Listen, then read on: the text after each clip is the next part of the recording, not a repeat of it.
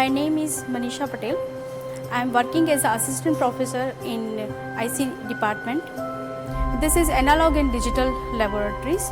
Here the basic subject electronics, circuits, digital electronics and network analysis labs are conducted. My name is Professor Urmila Suhagia, working as an assistant professor in IC department as a part of analog and digital lab.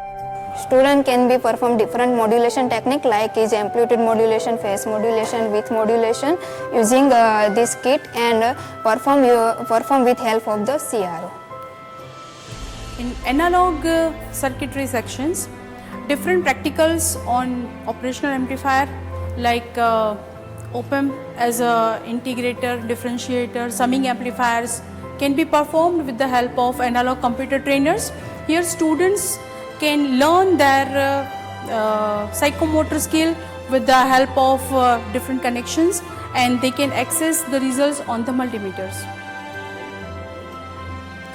After getting the basic knowledge of analog and digital circuitries, students try to do their own projects and try to construct their models which can lead into the real-time applications. They can perform some complex or some tricky projects with the help of breadboards, and also the simulation packages are available like multisim from the NI instruments. So they can access the given circuit. After the completion of the simulation, they will able to get the desired results, and then they can deploy the same circuit with the help of breadboard.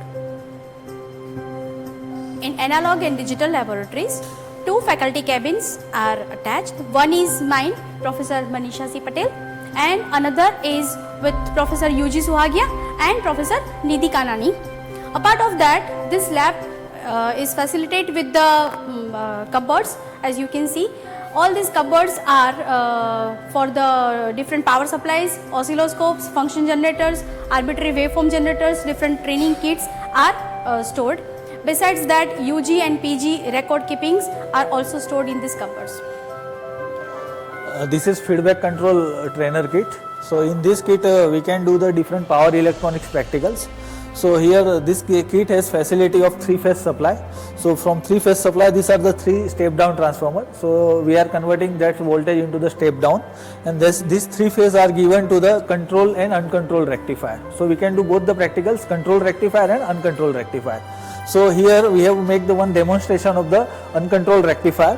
So through that we are converting this AC voltage into the DC voltage, and that DC voltage is connected to the DC motor. So here we are using that armature voltage control speed method of DC motor. So here we are controlling this armature voltage through this rheostat. So whenever I am wearing this rheostat, so armature voltages are changing. So as the armature voltage is changing, so speed of motor is changing. Okay.